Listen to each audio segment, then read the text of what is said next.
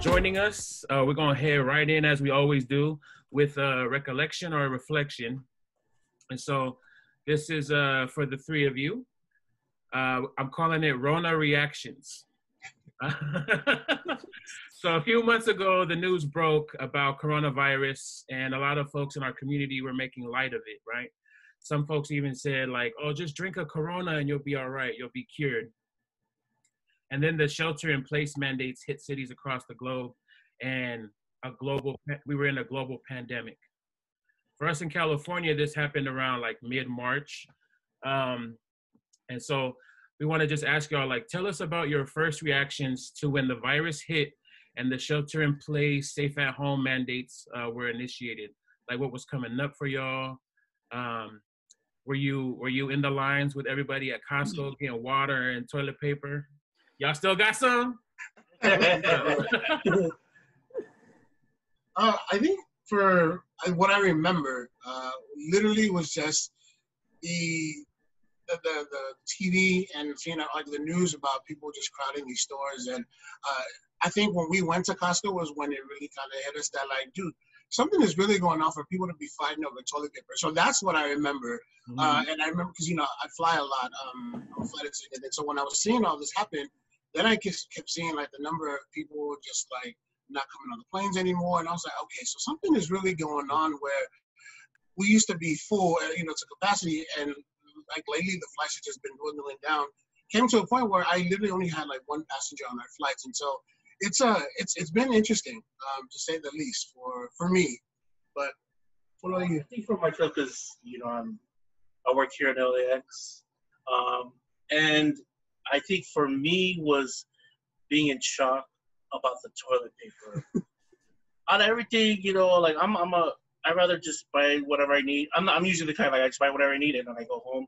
But I was just shocked about the toilet paper. I think everybody's shocked about trying to get their supplies and whatnot. But that's one thing I was really looking at, like toilet paper. You look at people that can't breathe, but they worried about toilet paper. I think that's something that really shocked me. But did y'all have any other reactions in terms of like, at that time before we got sick, I think that was my only kind of concern because you see it on social media and the news, and then you're trying to, I'm not sick, so I ain't really worried about that type of, whatever's going on. And then when I did get sick, when we both got sick, that's when I was just like, this is real.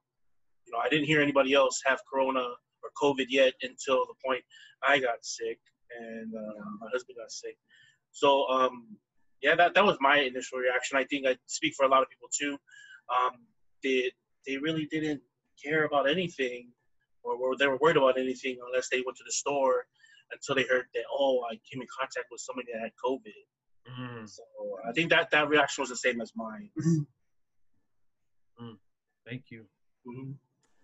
So I think for me, the first time where I really felt an impact was actually even before the shelter-in-place orders were put into place. Was in mid-February. I had a meeting in Houston that I was supposed to go to for a federally funded program, but that's funded by the National Institutes of Health, and it got canceled completely. Because it's funded by the government, they wanted to make sure that nobody was being exposed to getting sick because of a program that the government funded. So that's when at first I was like, wow, it's that serious. And that was like middle of February. So it got canceled at the beginning of February. And then I was, through the work, I was actually helping to plan a program that was supposed to be implemented at the end of March. And the first week of March, that organization had to make the decision to cancel it completely. They didn't want to have to take the risk of having participants travel to Oakland, which is where the program was supposed to be, and be exposed to anything. They didn't want to have that on their hands. So they, at the beginning of March, then this was before the mandate went into place, they canceled that too. And so I was like, okay, this is really serious. If these things are already starting to happen. So then when the shelter in place order came in, I was actually really glad that my first reaction was like, yes, I get to work from home. I had just transitioned from Southern California. And so I still was working remote. I still am working remotely for an organization in Southern California, and was really feeling left out because I was missing out on all the in-person meetings. And so when the shelter in place order came out and everybody was like, had to meet virtually, I was like, yes, now I don't miss out on anything else. I get to be part of all the meetings. Everybody else was coming to my world of like having to work remotely. So I was a little bit excited about that as a bit of a selfish reaction. But that's where I was. Did that reaction stick? I still am really happy I don't have to drive, because my other job is having to drive up to the Bay Area, and I was doing that quite a bit. And so I'm an introvert, so I like that I get to just stay in my room all day and work. So yeah, I mean, it's the novelty of it has worn off, of course, but yeah, I do feel like there has been a sense of community that's been built because I get to connect with people virtually and not have to be in place in person. Yeah, I know that a lot of folks were concerned because, you know, as Pacific Islanders, we have big families. A lot of us live with our elders, and so I just wanted to ask another reflection of like, how was your response to this, considering your family and yourself and their safety? Yeah, I think for me, so we live with our parents, and my mom has COPD.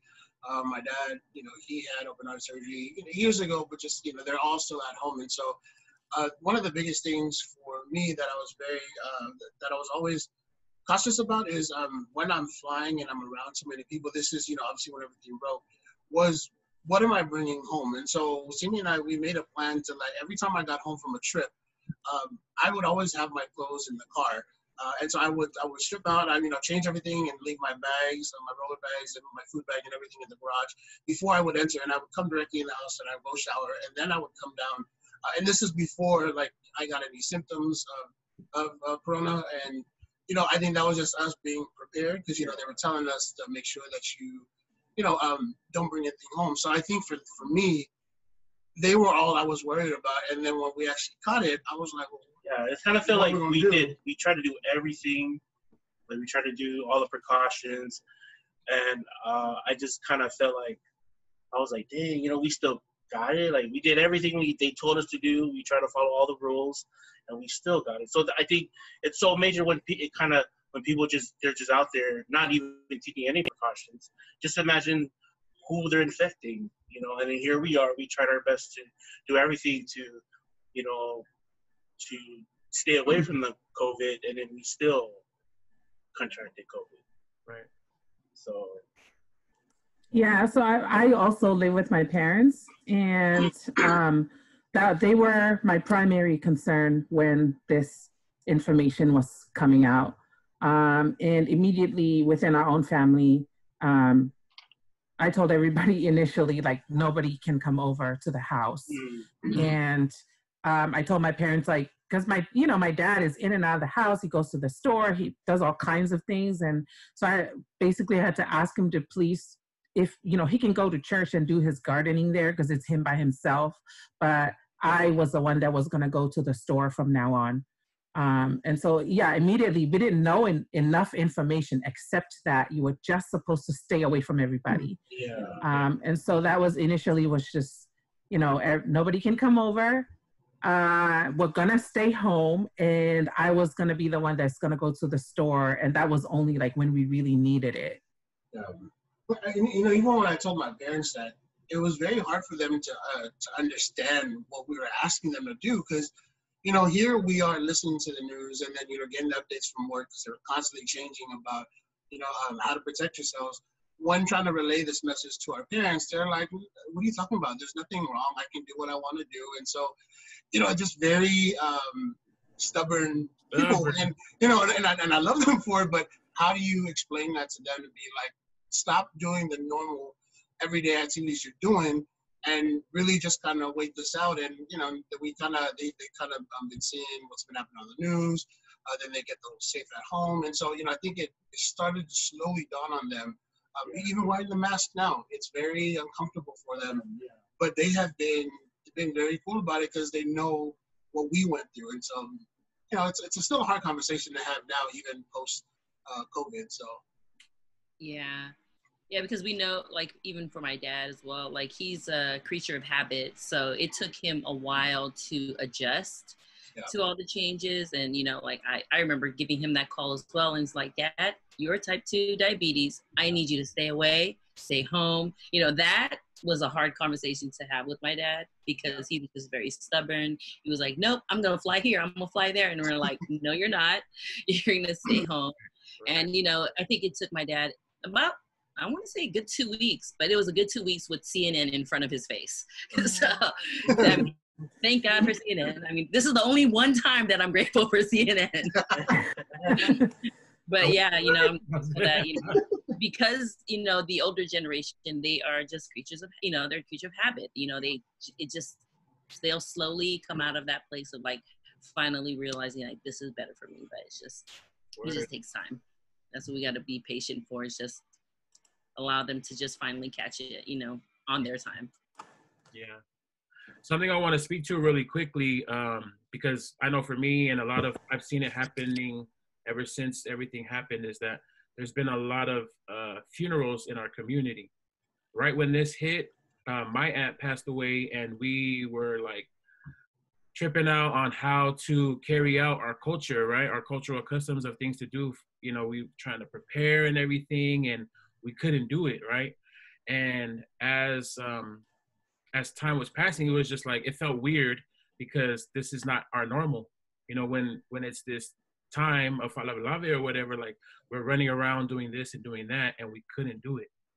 We couldn't prepare. And so as y'all were reflecting out, that was just coming back and seeing how folks are still having to deal with losing loved ones. You know, some may not even get the respect to be with their loved ones as they're passing, which is a big thing for us, or even see them after the fact, you know. And so it's really mind-boggling to see like how folks, you know, can't take it or not taking it seriously when there's so many cases, even within our own community, of folks who have passed.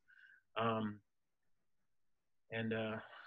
you know, that's why we're here to have this conversation, because we hope that like y'all sharing your experience, having somebody who's on the front lines of like doing this work to bring awareness and raise education to our community, that we can hit more folks. So really appreciate y'all for your time. Thank you for sharing your reflections. Yeah, thank you both. Thank you all. Thank you all very much. Yeah, you know, welcome to For the Cultures podcast. I am one of your hosts, Bex Bumbo. What it do, my boo? I'm one of your hosts, D-Boy. And as you've already listened to already, we have some awesome guests on the show, on our virtual Talanoa with us. We have Ama Tupu with his lovely partner, Sipoga Simi, right? Yeah. Yes, I did not have to look at my notes for that one. And we also have a returning guest, our wonderful good friend, Alisi. She's here to give us some wisdom, some guidance, some insight, some information, some support, everything that we need to know about COVID-19, which AKA I call COVID-19. COVID-19. Nice. So yeah, you know, I'm just gonna kind of go to you two, just to can you both give like a brief introduction about who you are, where y'all from, and what you both are currently doing. And your pronouns. Oh, yes. So name's Ama, pronouns he, him, his. I born and raised in Long Beach. This is my home, Southern California. Currently, I am a flight attendant for an airline that we both work for, you know, because that's every Polynesian stranger. Family business. Y'all work for the family business. But yeah, and so, I mean, Simi and I have, we've been together, it'll be 12 years in November. But we've been married, it'll be 2 years in August. So Okay, 12 years. Can we just But in the gay community, that's like 30 years. So that's eternity. That's eternity right there. 12 years eternity. So I love that's a little bit about me. My name is Sipoga Simi. This year, or in a few weeks, I'll be 37. Okay. I live in Southern California, of course, Long Beach, and I work for an airline. Don't forget your pronouns. And my pronouns are. We talked about this, Sorry, I'm kind of new to pronouns. So, he is and him. Correct. Okay. Yes. Yeah. Cute. Hi, everybody. My name is Alisi, Tulua, and my pronouns are she, her, hers. I am currently a program manager with the Orange County Asian and Pacific Islander Community Alliance, OCAPACA, in Garden Grove, and a consultant with One East Palo Alto in East Palo Alto. I currently live in Monterey, California, so I'm kind of in between a lot of different things. But that also speaks to my role in this work around COVID and our Pacific Islander community. I'm a member of the National Pacific Islander COVID-19 response team, which is a mouthful. And then also a part of the Southern California and Bay Area response teams. Right. And been doing hella work around the census. Yes. She's just an amazing community. She's doing it all, y'all. And she also makes time to go on runs. She hasn't been on any runs yet, right? You haven't been on one yet? No.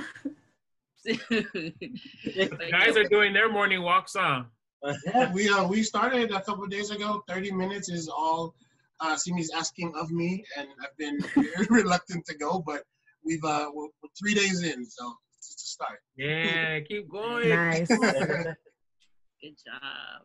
Well, we got a lot going on in this episode. We're excited to have all three of you on tonight. Before we kind of get into this Talanoa, I'm going to hand it to Danny Boy. Right on, partner.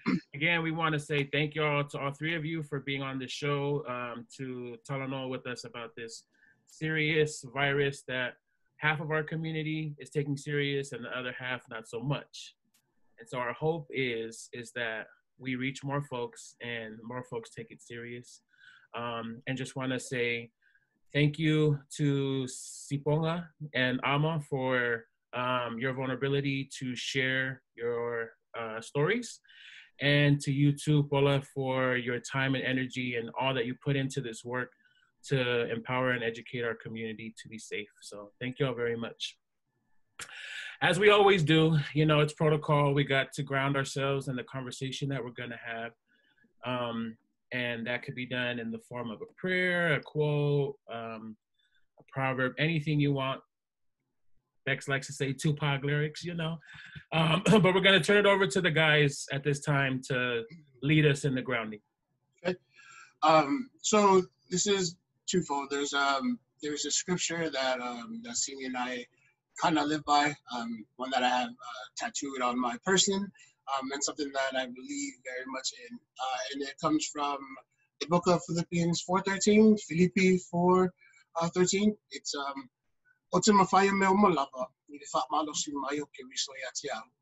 translated in English is I can do all things through Christ who strengtheneth me.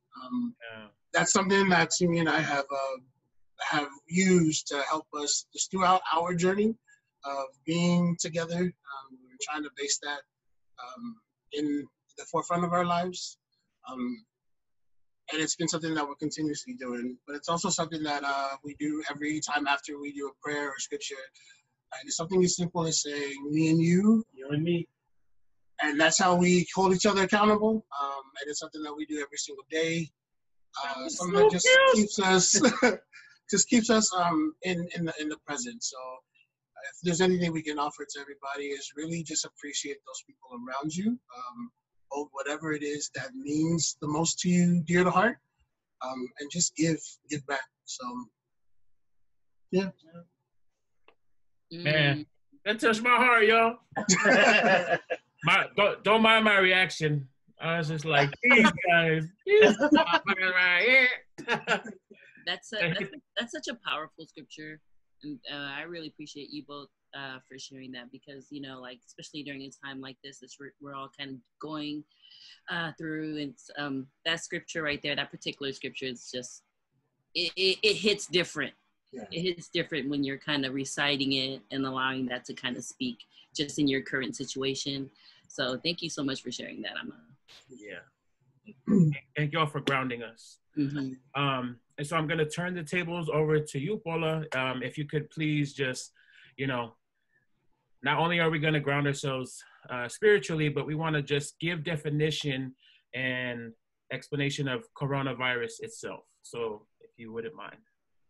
Yeah, thank you. First and foremost, I want to say thank you to both of you, Danny Boy, Bex Mumble, and for the cultures for making space for this conversation. Obviously, we wouldn't be having this conversation if it wasn't something that was really impacting our community. And so we hope that we are able to bring a conversation that is valuable and adds value to people, to those who will listen. So thank you first for giving this time and space. So just to give a little bit, and I'm sure that a lot of people already know a lot about coronavirus because it's everywhere. And so, but I think it's important at least to ground the conversation in a little bit of like the technical aspects of it. So, in general, like viruses are disease agents. And they're different from bacteria, and so the treatments and the approach are also very different. And so they're smaller also than bacteria, so a lot of times viruses can be spread more easily because depending on the way that it gets spread. And the coronavirus itself, this specific coronavirus that causes COVID-19, is a new one that has never been identified before. And coronaviruses is a general type, it's a general group of viruses, so many other viruses fit under the coronavirus. And the name comes from the fact that it has these little spikes on it that looks like the spikes on a crown, like corona being the word for crown. So that's where the name comes from. And so there are many different kinds of coronaviruses that cause other types of infections, but this specific one is a new one that's never been identified. So that's why what is happening now does not have enough information because there hasn't been research on this very specific one. So information keeps changing because scientists are learning are getting information about it as it continues to be spread in the community. It is spread through droplets. Which means that usually it's when you speak. And so if you're coughing or sneezing, the rate at which the droplets get pushed out is really fast and can go farther. But also, sometimes you can see when someone's talking, you can actually see spit come out of their mouths. Yeah. So it's transferred that way. Sometimes you can't see it. When people are singing or our people love to laugh really loud, right? And so we're pushing out these droplets. And so that's how it gets spread. So if it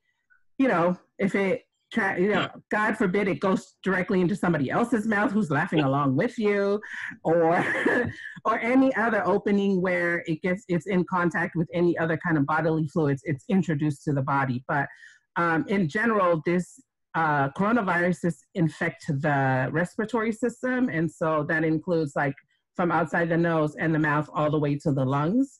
And so that's why the symptoms include coughing, which, as the body fights off new infection, that's why you have fever.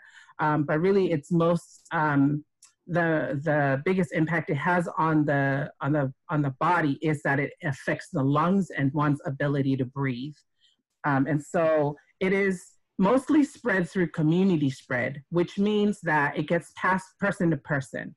This is why things like wearing a mask and social distancing are the best preventative ways, because like because it spreads through droplets, it is most easily spread person to person. So even though there are, you can contract it if it's on a surface, that is a lower risk than if it is person to person, which is why social distancing is important, which is why wearing a mask is important, is because this is the biggest mode of transmission, is through community spread. So I want to stop there. I think that's like good enough basic information. Yeah, I appreciate your explanation of that, because I seen each bit of information as like the whole thing of how it happens. Like we're just being told to do these things and kind of giving like the surface level information of why to do it. But I think you breaking it down into those fine points really make it hit home a lot harder. So thank you for that. And so this conversation came about because just a few days ago, Amma posted on his Facebook that he did a PSA. He had the pew pew pew, the pew pew pew emojis. He said, "PSA, I survived COVID-19." And so I reached out to him, and I was just like telling him, "Thank you for sharing that. Would you want to speak about this? Share, because there's power in Talanoa, right? Talanoa is healing, right? As we like to say here on the podcast." And so, Amma, I want to ask you really quickly, would you mind sharing the post that you shared on Facebook? No, go ahead and read it. Thank you. Okay, so PSA, I survived COVID-19. Let that sink in for just a minute. If you're reading this, you now know someone directly who tested positive and is still living. All this talk about not being able to breathe with the mask on, it's uncomfortable. I don't need to worry. I'm healthy. Just shut the fuck up and wear your mask or stay home. Don't be so selfish and careless about others' lives because you're uncomfortable. Continue to wear a mask, social distance yourself when out in public, wash your hands, mind your own business. Black Lives Matters, and be kind to your neighbor. Right. All of that. All of that, bro. Period.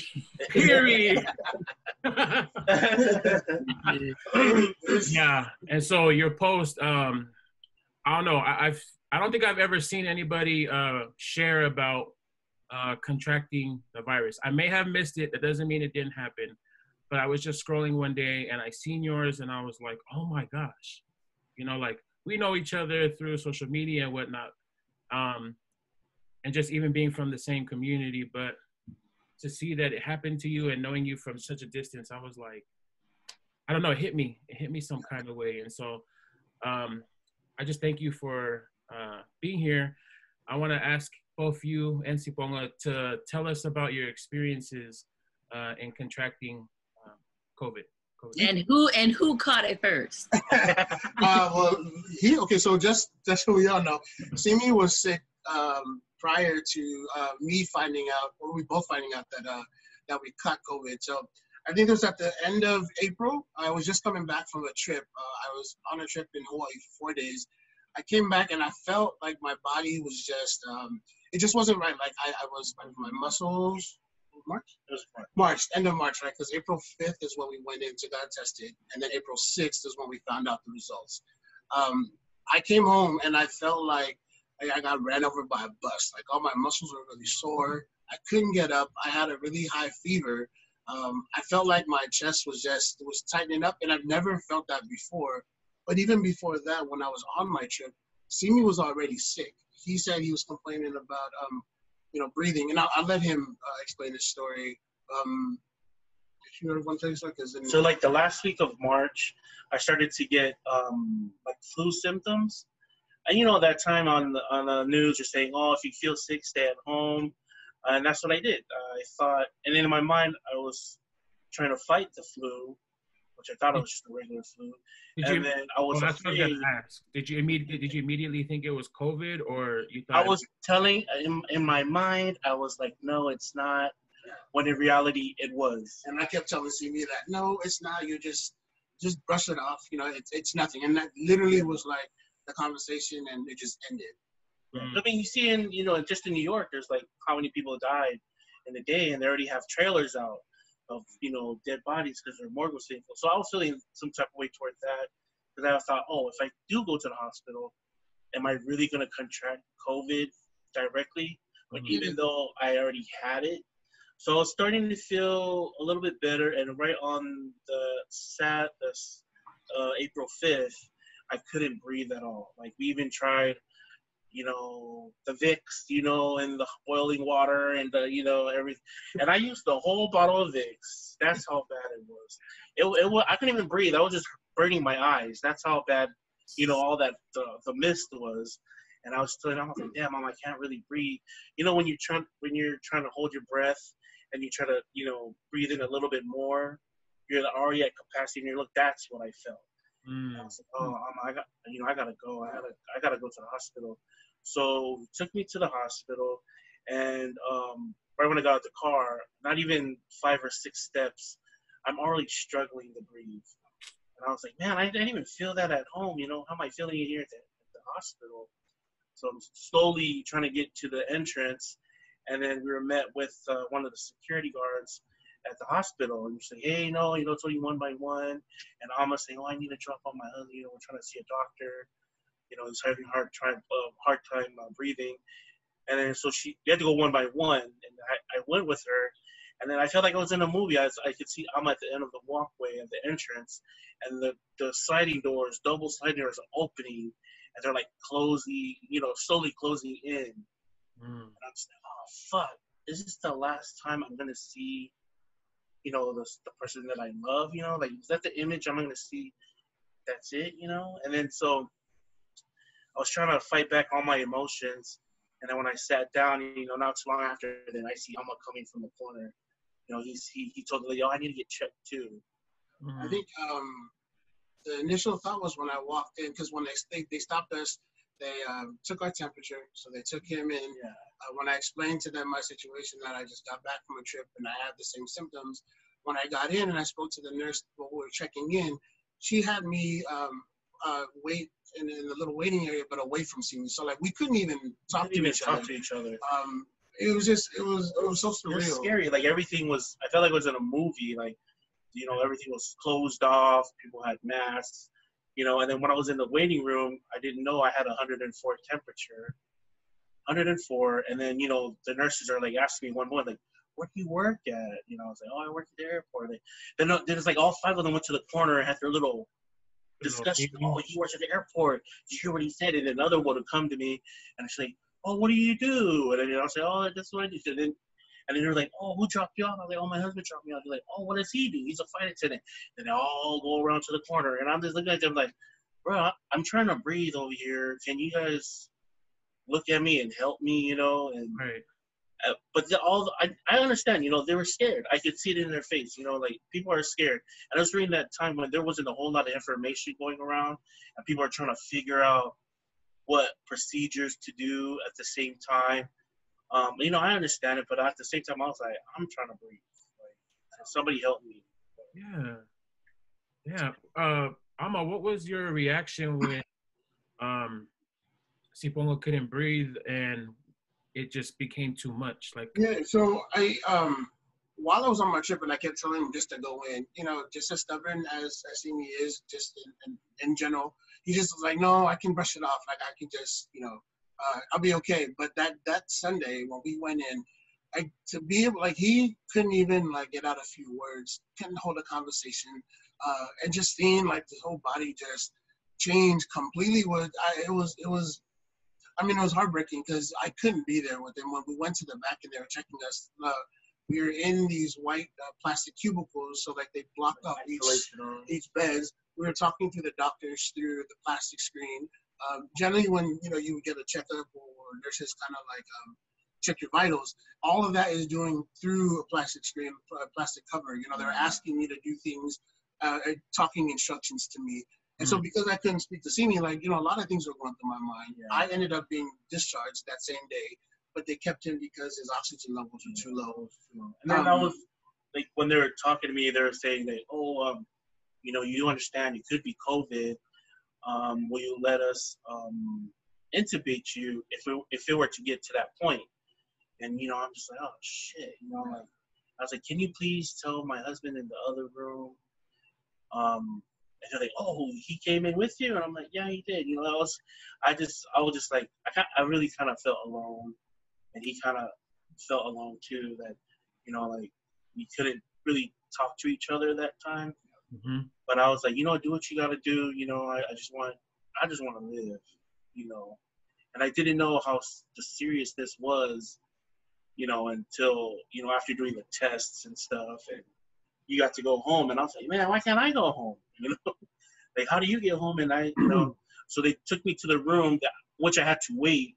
I guess their procedure was only a few people can go in the hallways to wherever they need to go. Like, nobody can just go in the hallway and just, you know. So I had to wait for like almost an hour. And I got into the room. You know, the nurses were doing whatever they need to do and hooking me up to oxygen. And they're giving me antibiotics. And then it was a long night of prayers. You know, and I was just looking at the news. It's still going on in the TV. And I'm just like, oh, man. You know, like, I couldn't talk to nobody. I couldn't see nobody. I think, to answer your question, Daniel, like the feelings that kind of came up.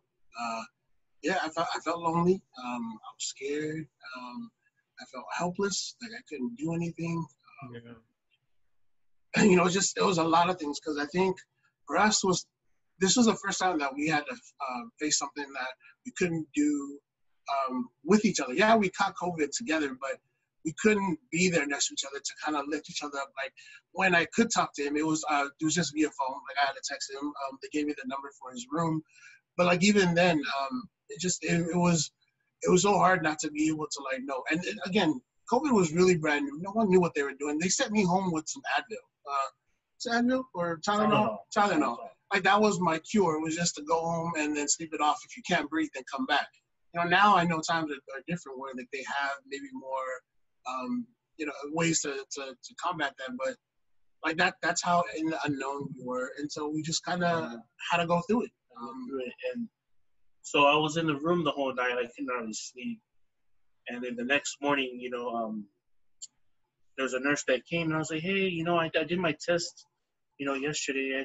Can I ask you a question? And she goes, yeah, baby, what do you want to know? You want to know your test results? I was like, yeah, please. And then she goes, baby, you got COVID. And at the same time, she's telling me this information. I'm looking at the news, and it says in JFK, a certain amount of people died overnight.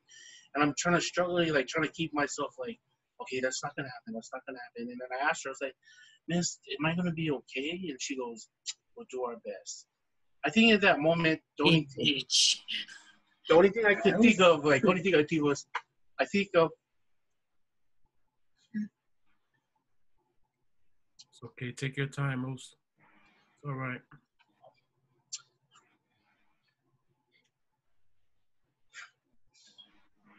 I think the only thing that came over me was, I told the lady, thank you for coming to work today.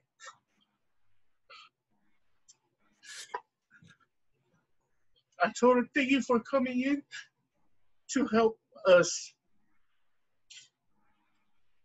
That's the only thing I could do, was just thank her, you know? And she turned to me and she goes, what did you say? I told her, I was like, thank you, miss, for coming in to help me. I think she was kind of shocked that anybody would say that to her, because throughout the whole night, when people would take my vitals, I could see in their eyes, they were afraid to touch me. You know, they were afraid to talk to me. They were afraid they just wanted to do what they need to do and go, you know, and granted, that's fine. You know, like, I know people are afraid, you know. Who wants to be around anything that you could potentially take home to your family, and then your family could die, you know, like. Right. I think in that place, that time, I was just like, okay, thank you, God. Like, this is another day, you know. Probably I just need to live in that day, that time, and then whatever happens, then it'll happen, you know. Right. That's encouraging to hear, Simi. Wow. I actually want to just kind of go a little bit backwards, really quick, Simi, because I want to ask, what were your symptoms while you were in the hospital? And, you know, because I know, I heard you mention that, you know, you were just kind of wondering why did they let my husband leave? But when they kept you overnight, what were some of the symptoms that were happening while you were there overnight? So when originally for me, they took an x-ray and they were like, oh, you have pneumonia. So going into it, I didn't know I had pneumonia. I thought it was just the flu and it was just hard for me to breathe when I really did have pneumonia. And and I think I had like a low fever, and that's what people kind of think, like, you know, you have a low fever that wouldn't break.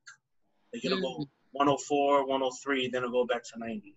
Back up again, 104, 103, then back down to 90. So that's what, you know, part of my symptoms were. And for Amma, it was just body aches and. So body aches that I had, like chest pains. Chest pains where like I felt like people were just like piling rocks on top, like I couldn't breathe. And then like the fever. So luckily, not luckily, I didn't have as much of a reaction or responded as bad as Simi did, because he had pneumonia. I was lucky that all I had to deal with was just the fever, and that was the hardest part, was trying to knock it. And I think my fever lasted for about like 5-6 days. And so, you know, trying to maneuver and trying to live, I couldn't. It was unbearable. Like every day, you know, could barely get up out of bed. You know, like I wouldn't want to take any of the medicine that I was prescribed or my sisters were trying to give us. It was just Tylenol. It was just Tylenol. I couldn't keep anything down. We didn't have an appetite. Which thankfully Corona gave me, like, you know, 15 pounds to, you know, be slim. But, you know, even to be able to like laugh about it now, like that's how serious like it was, where we couldn't do anything. Like I couldn't hold anything down. But my body was just like, it just felt like it was shutting down, you know? Yeah. I just want to take a minute real quick to just breathe real quick. You know what I mean? Because as you were telling the story, as you both were telling the story, I know for me personally, I see things cinematically. You know what I mean? And so I'm seeing you, Sipoga, being taken into the hospital and those doors shutting and I'm up behind it, you know, and just as you were explaining everything, you feeling alone and y'all not being able to process this with each other. This is a lot, right? It's really heavy. And you know, thank you for your vulnerability. I want to just have us take a moment real quick to just breathe, you know, because that was a lot to share, and we appreciate you for sharing that. Let's just catch our breath real quick, you know, like I see you both, you know what I mean? I see you, Sipoga, I see you, Amma. Man, I don't wish that for nobody, and that's, I think, I know I seen you crying over there, Paula. Like, you know me, I'm trying to hold back these stuck tears too, but you know they be coming out, man. And I just say thank you to the both of you, because, and it just feels hard, you know. So,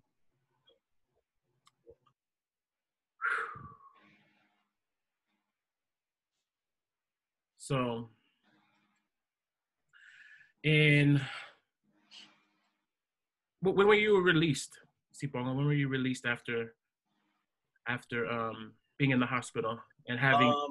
Luckily, it was just for one night, you know, like, because I think at that point, the doctor was like, "There's nothing else they could do, or there's nothing else," because like I said, there was no other information on how to, you know, approach what people have with COVID.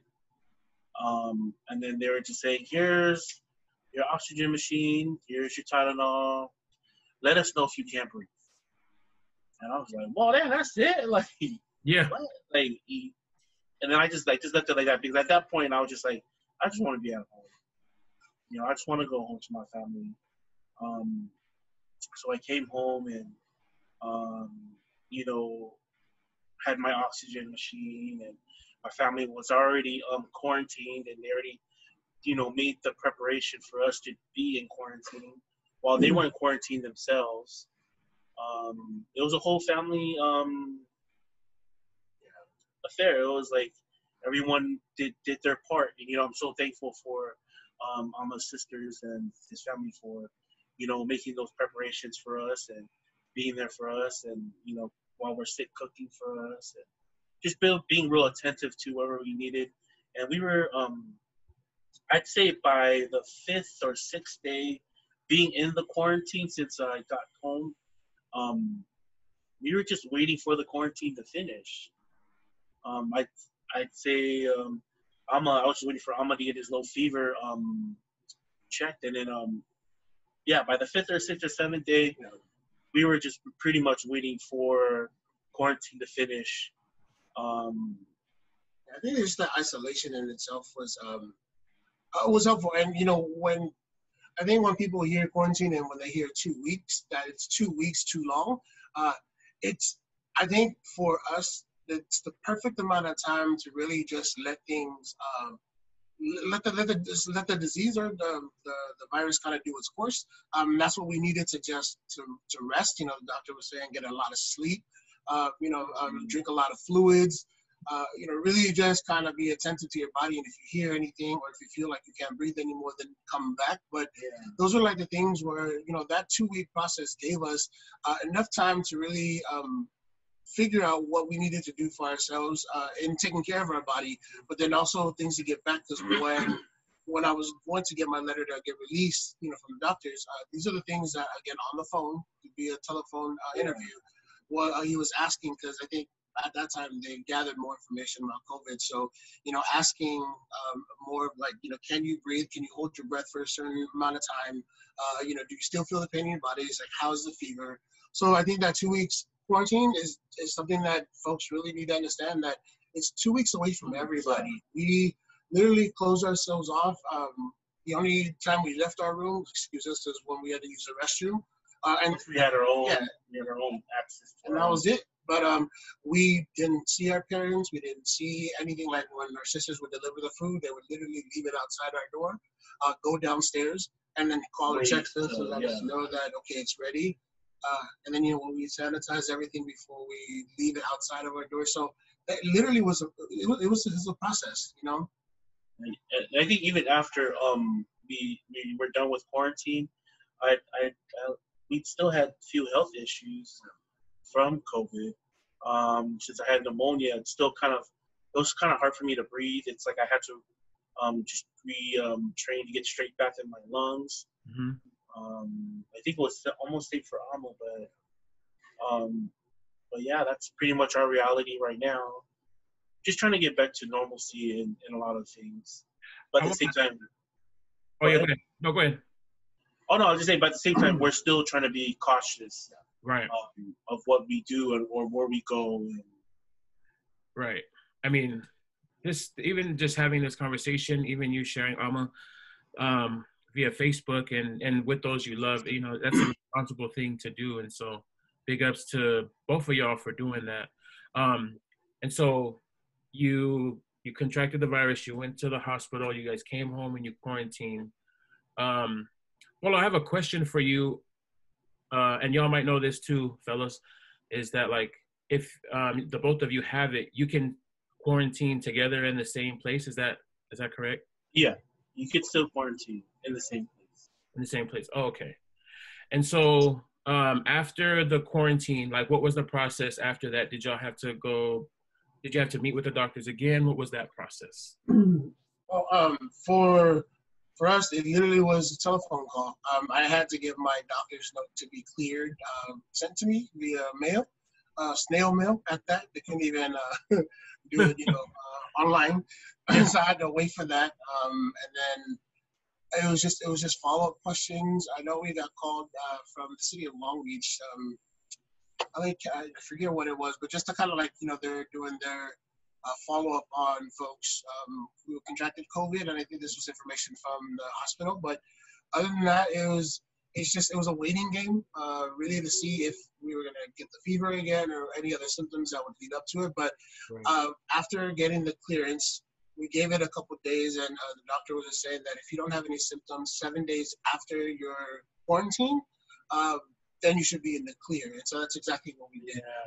Wow. I don't know if you guys mentioned earlier, but you both said that you guys live with family, correct? Yeah.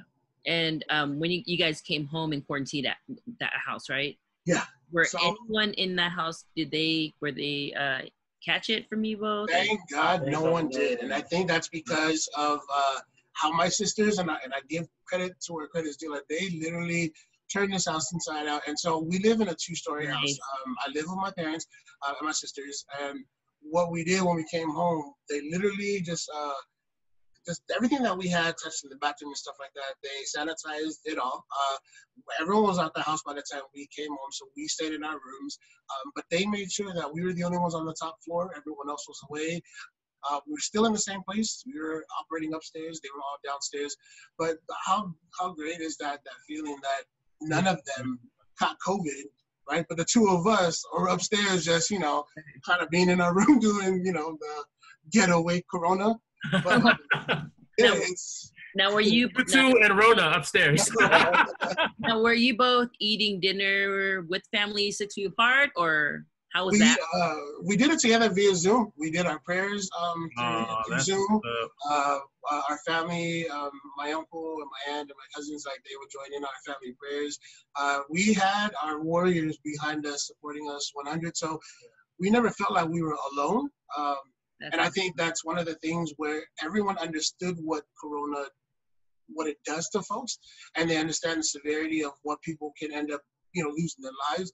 And no one took that lightly. And so I think for our family, we understand that. I just hope other people, would jump on board and, understand that means a lot. Like, do what you got to do. But, no, we definitely had that support. That's awesome. That's what's up. I think on the other side of things, we had that support, and then we had other people that would call us, like kind of calling us to say their final goodbyes to us. People thought we were dying. Like I was kind of and I think a lot of people just their fear of the unknown to let me do what I gotta do now to kind of like, I'm so sorry I haven't been there for you. And then there's a family member who's like, if you weren't, and then I'll say, if you weren't gay, then maybe this wouldn't happen to you. I'm going to pray for you. So, there's a lot of things that come up that are negative that, we call, and Simi is learning a lot of these things where I'm calling people in, where I like to hold conversations with folks, and people don't like to listen to what I have to say sometimes, but it's just things where, like, you can't say stuff like that and not expect anyone to either call you out or have a healthy conversation, whether or not you think you're right or you're wrong. I mean, let's just talk about it. Well, yeah, but we've lost people. You both are nice, because had I had a family member come up to me and say, we are sorry, but we know you're about to pass, I would have pulled out my bucket list and said, hey, a nice trip to New Zealand right now would be, I'm about to die. And also a Ferrari over here, I'm about to pass away. My bucket list would have came out, I have like 3 days later, like how long, I would have just played with them, right? See, but that's just my personality. You two, I would have taken advantage of that. I think for me, I was kind of like, I just kind of on the phone, I looked at, I was like, what do you say to that? What do you say to that shit? I mean, can we be there for a quick second? You know what I mean? Because when this hit, I immediately thought of like AIDS and HIV, right? And how that was such a huge thing. When we were all younger, right? Yeah. And it hit, and it was like the gay man's disease, right? It was the gay disease, and just thinking about coronavirus and like, oh my God, is this like the same kind of thing? Is it worse? And it's worse, right?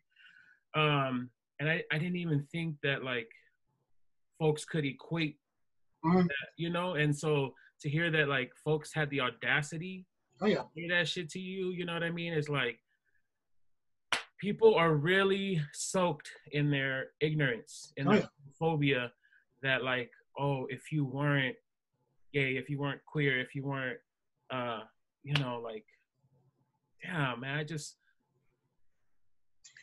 is what living our truth in our life has amounted to, that because we have it, God is kind of punishing us because, you are the way you are. Luckily, Simi and I are really rooted in our spirituality, and where we understand that people are going to say what they want to say. It's literally how we respond to people's reactions. And so we've come a long way, because it hasn't always been like that, and that's the honest truth. But it's easier now to be able to, like, you know, we know who is in our corner, and there's no way of us trying to, like, prove ourselves to anybody else, because I'm too old for that. You know, like, I ain't got time for that. We ain't got time for that. So grown, you know, and that is real, right? Like, it's a journey to accept ourselves, accept our truth. And so thank you both for speaking to that. That's shame on them. Shame on them, and big ups to y'all for responding in the way you did. I said, I don't have that type of reaction. I'd have been like, petty card. I would have said, hold up, let's talk about your marriage. Let's talk about your deadbeat husband. Let's talk about your children who da-da-da-da-da. So, you two. Bring all the receipts up. I love that. But it's not about me right now. It's about you two. And we appreciate you two taking the higher road. That's okay. Word. We want to ask y'all, and you've alluded to it a little bit, how has contracting the virus impacted your mental health? Because, I mean, just even for me, a lot of things were coming up. You know, you feeling alone, scared. You're, you know, thinking about your livelihood. Like, I can only imagine. Would you mind sharing with us about how it impacted your mental health? Yeah.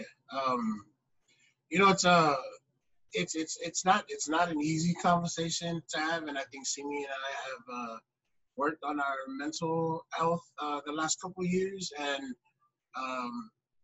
you know, depression is real, and it looks and it does different things for different folks. And I'm only gonna speak for myself, and then I have my husband talk about his experience. But my anxiety of being around folks, I feel like I wanna take myself out of the equation. Like, I don't want to be around anybody. I feel like I think the only way that I can help other people is just to be by myself. But then when I'm by myself, I'm in a place where, like, I don't like anything about what I'm doing. I feel like I'm not giving back to folks, but it's that constant battle with, like, get up and do something. But in my mind, that's what I'm telling myself when my body is doing something completely different, which is why we started doing our little walks and Simi kind of forcing me to get up. I've been in a place where it's just dark. I don't want to be around folks, you know, and I love people. And before Corona, I mean, I would think myself as being a people person. Nowadays, I just don't care to be around anybody. You know, I don't want to have conversations with folks. I ignore people's messages, their phone calls. Like, I'm literally just in my own little circle. Like, sometimes talking to Simi, you know, it's like I'm there, but I don't process anything he's saying. Like, I'm, you know, so those are things that I'm dealing with, and how I deal with it is I've been writing a lot. I've been kind of just having my own little self conversation, my own reflections, and I've been doing things to help me kind of get out of that funk and really just stepping outside of my current space, because I'm always in my room. Being outside of it is really helping me kind of break that. So that's my journey so far. That's what's up.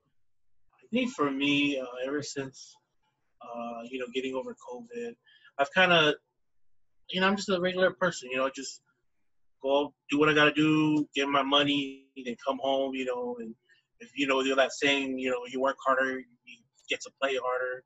But I think for me now, it's more the quality of life instead of just the quantity of life.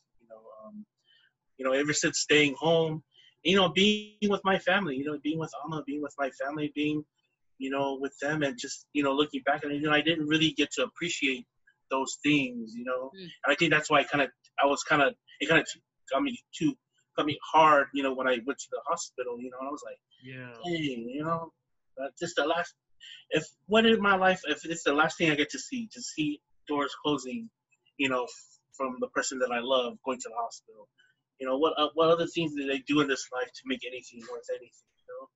And I feel like, you know, I just want to be home more. I just want to spend that time that I lost all these other times, you know.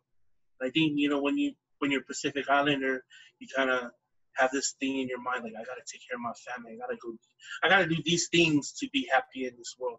But in reality, you know, that's not what you need to do. And I think, you know, self-care, you know, everyone should have self-care, those types of self-care, and time to themselves to reflect. You know, like Amma said, depression is real. You know, I suffer from depression. You know, I kind of don't want to go into certain things, you know, right now. But learning from what, you know, going through COVID, I know now, like, I need time to myself and time with my family, you know. Mm-hmm. It was never easy enough, I think, for us to call it that, right? To actually name what it is that we were feeling. That was eye opening for us, because I think I have no one else that I really can talk to, and I think Simi understands a lot of things that I'm going through. But even then, I don't share a lot of things with him, because I think you really have to. For me, I really have to find ways that make myself happy, and I still don't know what that is yet. And you know, I'm working on naming all of those things, but yeah, it's we don't talk about mental issues a lot, because people don't like to talk about their feelings, and you know, that's one thing that we've changed. But I will say, after COVID, folks they've shifted, and what I mean by shifted is that because they know we had it and that we're okay now, completely survived it, right? Because other people weren't so fortunate. It's just how we approach people generally in the Sri Lankan community. You know, you greet people, you hug them, you give them kisses on the cheek. Like, I know asking for consent is always which you should always do, but with family now, it's like, well, you know, the hesitation, right? When you see somebody, oh my God, should I hug them? Should I touch them? Or, you know, can I do these things? So those are the things that we're living with now, where it does something to you. It makes me feel like shit. Like, damn, there's nothing wrong with me. Like, I'm okay. Like, I'm survived. I feel good. Everything is fine. Just because I had COVID doesn't mean that, like, you know, that I'm dead, if that makes sense. Yeah. Was there ever a point during your time of recovery, both Amma and Simi, that where you both felt like, we're not going to be able to beat this? This is like definitely beating us. Like, was there ever a point where you both felt defeated and felt discouraged and just looked at each other like, what are we going to do? You know, we talked about this, and it's funny you ask, because I think about the fifth day in, Simi and I was tired of it. He was like, tired of being sick. Yeah. I'm tired of having this fever. I'm tired of having these body aches. Mm-hmm. And mind you, I'm on my oxygen, and I'm trying to, you know, give him his meds at the same time. You know, we're trying to take care of each other. And the only thing I could think about was, man, just nothing happened to your breathing. That's all I really care about. You know, have the fever, have the body aches, don't get pneumonia. You know, that's what it is. It was that day, though, we had that conversation. We talked about what would happen if either one of us were to pass. And to have that conversation, asking each other, like, what would we do if we were to lose one another?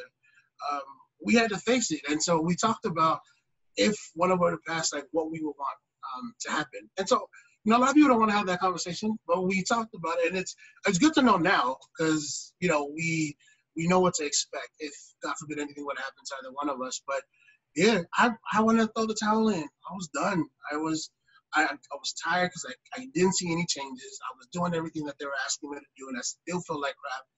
And I just wanted to give up. And I'm sorry to interrupt you. And this was like on your 4th or 5th day? Yeah, because I couldn't break my fever, and like I was just like, I was bedridden. I couldn't do anything, and I just gave up. Like I didn't want to do anything anymore. I couldn't eat.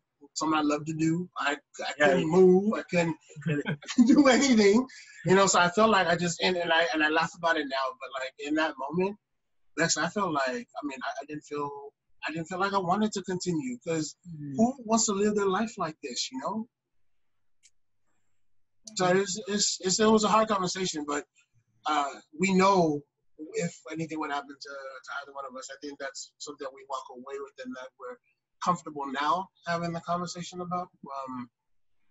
And yeah, but I mean, even y'all saying that, right? That y'all have had that hard conversation with each other about, like, if one of you were to pass, you know, what would either of you do?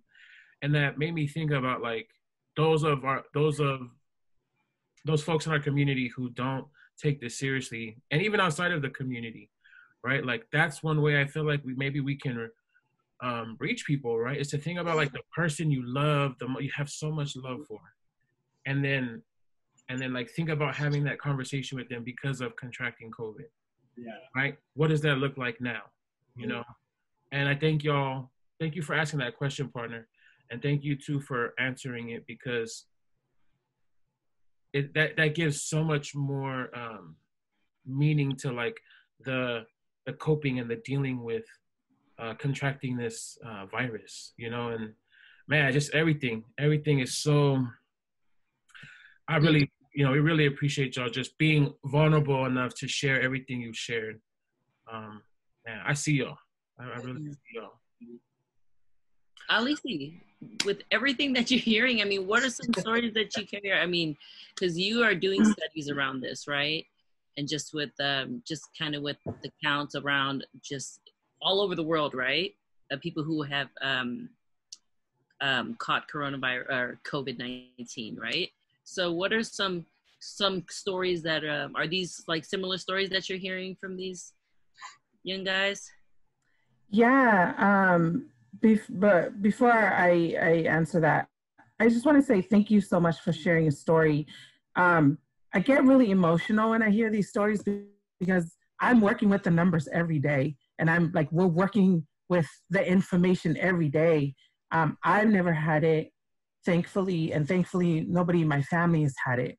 And so, you know, as I carry the data, when I talk about the data all the time, when I hear people's stories, I feel like the impact of it even more because I'm trying to talk about it even though I don't have the experience. So I just got really emotional hearing your story because I try to relay the same kinds of stories to, you know, to my family, my nieces and nephews, especially like, you know, if your grandparent gets taken by the ambulance, we are not going to see them again because we cannot go to the hospital, you know, like, so you realize what's at stake, right? So thank you so much for sharing that. And so to answer your question, Bex, so our work is really focused on just the US, on the population here in the US. And we have been hearing similar stories. And thankfully, we have people that recovered to be able to share their story with us. Otherwise, like, we wouldn't be able to tell these stories. And so that we hear similar stories about like not being able to breathe. You know, and most of the people that actually talk about this are the people that ended up in the hospital somehow. And so, because I think the severity actually puts urgency into sharing the story itself, right? And so like the stories about like somebody talked about how they had to like lie on their stomach in order for them to be able to breathe. And being hooked up to a ventilator, and so that it's like almost like the end stages of like the point where you can't breathe at all anymore.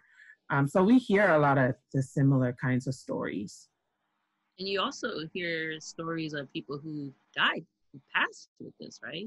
Mm-hmm. I mean, I can't speak to that. I think I've heard a couple of people talk about their family members passing away from it, but that's not, you know, I understand the sensitivity of that and people haven't shared about it. But at this point, we have more than 100 deaths in the Pacific Islander community altogether. And that may sound like a small number to anybody else, but you know, you can imagine that from one cause, 100 people in our community, well, over 100 people at this point in our community have passed away. It's a really scary number in the course of like a few months. Mm-hmm. You know, that's a lot. That's too many people. And you're not making this up, right? Because I feel like a lot of people who feel like this is a hoax or they have fake news and fake sites where they get their information from. You're getting this information from credible sources. Right. So the data that we work with comes directly from the State Department of Health data and also the county departments of health data. And those databases are numbers that are reported either from the hospitals or from the testing sites directly. And so lucky for us and the work that many community members have done over the years, we are able to advocate for our data to be reported as Pacific Islander. Whereas in many other cases, it's grouped under Asian and Pacific Islander as an aggregate. And so not everybody is just aggregating our data. We have some states where we have high populations like Texas and Arizona who are not reporting our Native Hawaiian and Pacific Islander numbers. But in many other states, and we have been able to also to advocate at the county level so that we have more granular data, more local data in many of the counties in California, particularly where we have high populations. We have advocated directly with the health departments to please separate our data and report it so we can see it. Yeah, so this is not just like a Wikipedia, Google search number. These are numbers that are reported by state and county health departments. Thank you, Paula. Thank you, Alisi. Going back to the guys real quick, thinking about the numbers, right? Like Paula just said, with the numbers and hearing the stories so that they match, right? And they have harder impact. A lot of folks have not been so forthcoming, right, with sharing that they've contracted the virus. And that can be irresponsible, right? Like, yes, everyone might want to keep it to themselves and that's their business, but if it can impact or infect other people, then, like they have a responsibility. And so like with you, you shared that you survived it and, you did the responsible things. I don't know if it's because I hadn't noticed it before, but ever since I've seen your post, I've seen other posts of people doing the responsible thing and sharing that they contracted it and that they want to let folks know because, they might have contracted it as well. And so thinking back to your post from earlier, how has the response been since you posted your status on Facebook? I think the reason why I did this, that original PSA is just because so many people were just freely just going about, going out there in the city, just doing whatever they want to do with no mask. Just, I see so many folks on my timeline just complain about how irritable it is to wear it. But since the post, I've got a lot of feedback from folks where people were just appreciated that I said something. And I think it's just that thought of, okay, now I know somebody directly who was affected by it and is still surviving. Maybe this will kind of help someone else because they know someone direct. Because a lot of information folks are getting about COVID is just like he said, she said, and like, this has nothing to do with them, so they don't have any personal relation to it. But a lot of folks have just been very appreciative that I've said something. Then I've got some people who are like, just stop talking about it. That it's I don't, you shouldn't fear the unknown, right? Because you should believe in God, and I do, right? But it's also that, the prayers without actions, it just needs more work.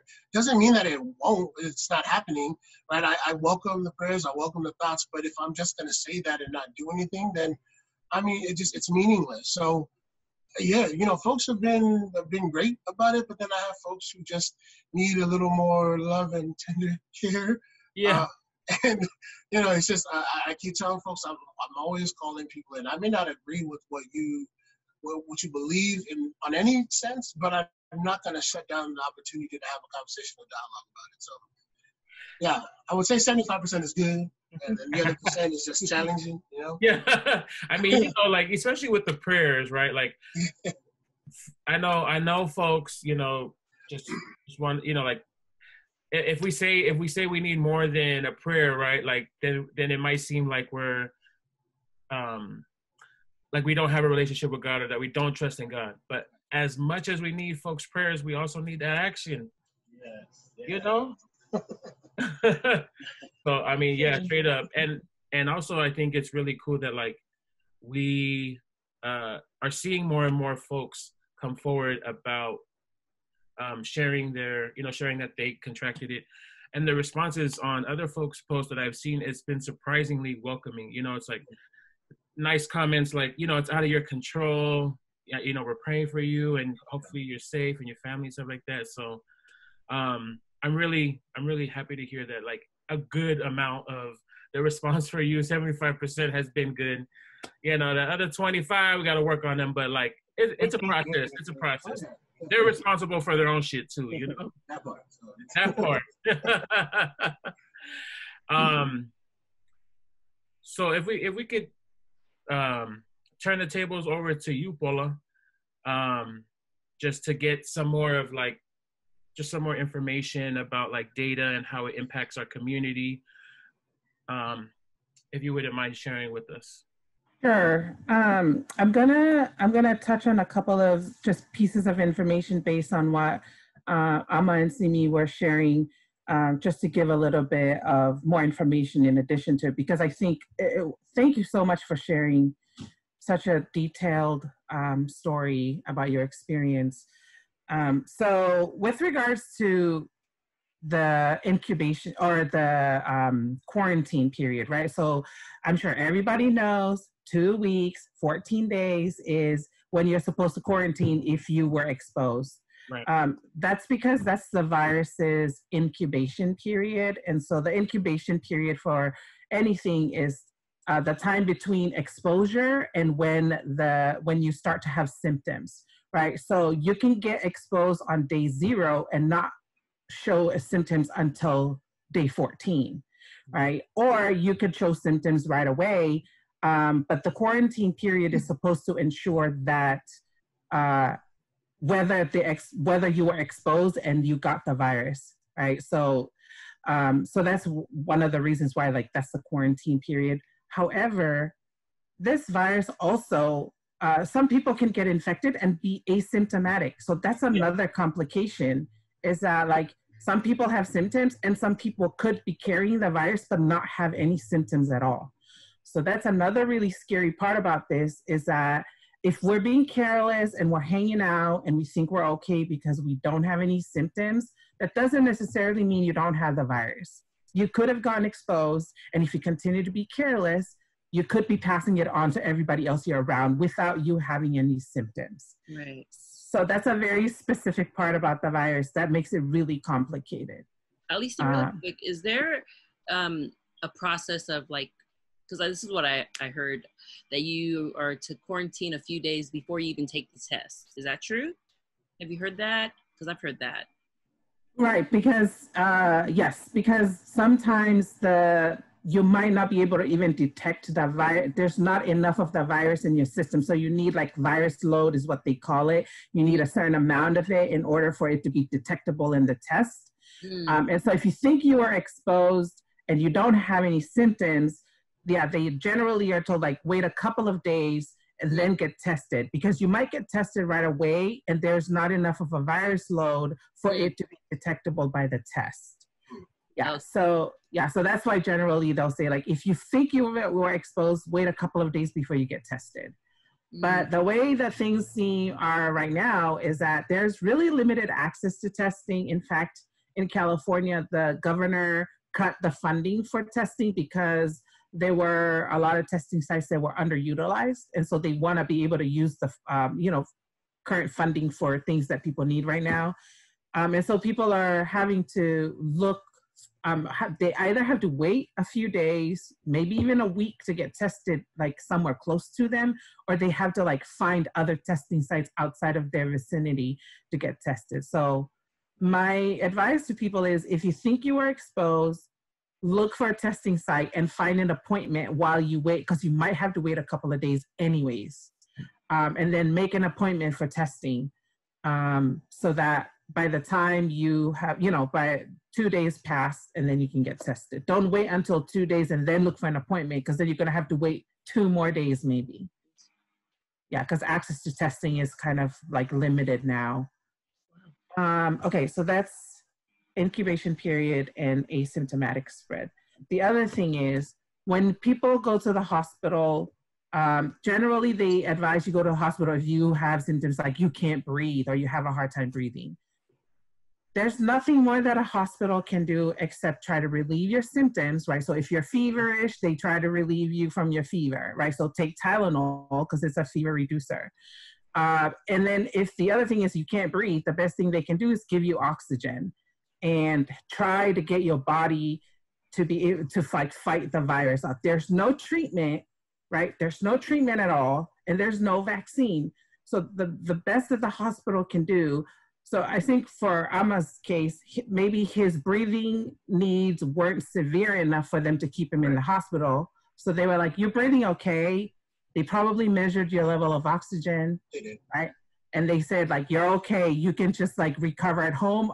And if it gets severe and you can't breathe, then come back, right? So because they don't want to plug up hospital beds because it's so limited.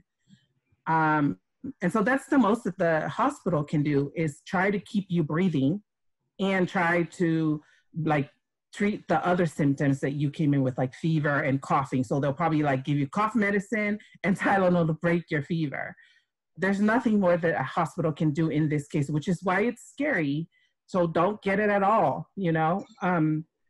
So, and then when you're released, they don't give you anything more than like Tylenol to make sure, like, if you have body aches, this will take care of it, because there's nothing that they can do beyond that. And then they tell you just like, take care of yourself, drink lots of fluids and eat really good so your body heals.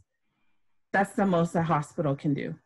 And that's not because they're being stingy, that's because that's all they know to do. There's not enough information about the virus. The other process that's important for people to know is that when you test and you test positive, usually your county health department will contact you and walk you through a process called contact tracing, where they help you think about anybody that you were around for the past 14 days, I think. And then they help you think through it so that you can contact everybody to let them know that they might have been exposed to the virus. So this process is also really important, because it's the only way that we can try to like minimize the spread, is to get people that might have been exposed to you to get tested. So that's called contact tracing. That's something that we're trying to do with the county, so that we're hoping that maybe our own community will be more responsive to like a Pacific Islander who's helping them think through this process, while also trying to figure out how we can provide them with resources directly. So that's something that us as a response team is also working on. I don't know if anybody has any questions at this point before I get into the data. I just really, really quickly want to, because what you said made me think back to what you shared, Sipoga, about when the nurse told you that you had COVID and you thanked her for coming to work today. I wanted to speak to that, because that's just very telling of like how humble your heart is. That was very like Islander of you, very Pacific Islander of you to do that. And yeah, she was blown away, because I'm sure people are like not thanking her and not doing those things while in the hospital, right? Like everyone's scared and everyone's frightened, and so they're gonna behave a certain kind of way. And so I just wanted to highlight that real quick. And thank you, Paula, for sharing that information to understand why these guys were experiencing what they were experiencing while at the hospital. Yeah, and I can't even imagine like how hard it is that you feel like you're choking inside, right? And there's nothing anybody else can do. That I can't imagine how that feels. You know, and so which is why I feel like telling your story, and even me sharing the part about like the technical end of things, is important for all of us to know, because we don't want to put ourselves in that situation. We don't want to put anybody else that we love in that situation. Right, so I'm hoping that giving information both ways is helpful for people to be able to think about why this should matter. So in terms of our data, as of today, we had 3 of our states have more than 1,000 cases. So the state with the highest number is Arkansas, because we have a large Marshallese community there that work in the Tyson farms, which had spread within the factory. And they have over 1,600 cases in Arkansas Pacific Islander community. And it climbs so quickly. And this is like, the spread really climbed, like it really accelerated over the last 3 weeks, maybe even 2.5 weeks. So much so that it like reached our Southern California Marshallese community, because, you know, people are so connected. And when people were getting sick, some of their family members would travel to go help take care of them. And so then now it's like we've seen cases in the Marshallese community in Orange County. And then the second largest state is California with 1,144 cases. And then just today, Utah like went over the 1,000 mark with 1,034. Utah is also experiencing a really accelerated spread. And so when you think, and I think it's really important, even though I'm comparing across the states, it's really important to think about those numbers relative to the population size there, right? So when you think about a place like California, 1,144 is a lot of people, but we also have a really large population in California compared to somewhere like Utah or Arkansas that have a smaller population, yet their numbers are relatively close to ours as California. So that gives you an idea of like how quickly this is spreading. I mean, they weren't even these numbers a month ago. And so this is definitely, I can tell from my experience having followed the number over the last 3 months, that what people are talking about as a second spike is definitely showing up in our community. There's definitely a faster spike of this, of the spread in our community in this last part compared to the first part. I just want to share those. And of course, the next one is Washington. The Washington community also is 815 cases. And in terms of county, LA County has the largest case number at 422. And that's a higher count than Oregon, than Hawaii, right? So this is a county compared to states. LA County has larger case number than Iowa, Oregon, Hawaii, North Carolina, Illinois, Colorado, Alaska. Those are states that have their data disaggregated to show Pacific Islander cases. And then San Diego is second at 116. So I just want to share that. And these, as I said, these numbers have definitely accelerated over the last couple of weeks, which means that it is being spread quickly ever since things reopened, right, where we live. Ever since the reopening, things have definitely spread. And I can understand why it's happening also in our community, because graduations, a lot of the different celebrations that people trusted that, like, if it's reopening, it's safe. And so we can get together, which is what was really dangerous about like the reopening and the messaging of it. Yeah. Was just because we were reopening didn't mean it was gone. And for a community like ours that already had high numbers and we're in close proximity to each other, this was going to spread faster in our community than anybody else's community. So when you're looking at individual geographic regions, when you compare the data, when you take the data relative to population size, our case rates are higher than any other racial or ethnic community because we are relatively small, yet our case numbers are high. It's way higher than the percentage we make up in that region. And so that's why we say that we are disproportionately impacted by this. So I'm gonna just talk a little bit about why those numbers are high in our community, because I think it's important for people to understand that. The number one thing is when the CDC says that populations who have underlying conditions are at higher risk of severe illness, we are definitely that community. Because the list of underlying conditions, all of them are high in our community. Obesity, diabetes, if you're on dialysis, if you have kidney disease, if you have respiratory disease, if you have liver disease, if you're immunocompromised, which means if you have cancer or any other major chronic disease that your immune system is compromised, then you're at higher risk. All of those are at high rates in our community. And so our community is already at high risk. And usually these conditions you see in older populations, right? In any other community. In our community, these conditions exist at younger ages also.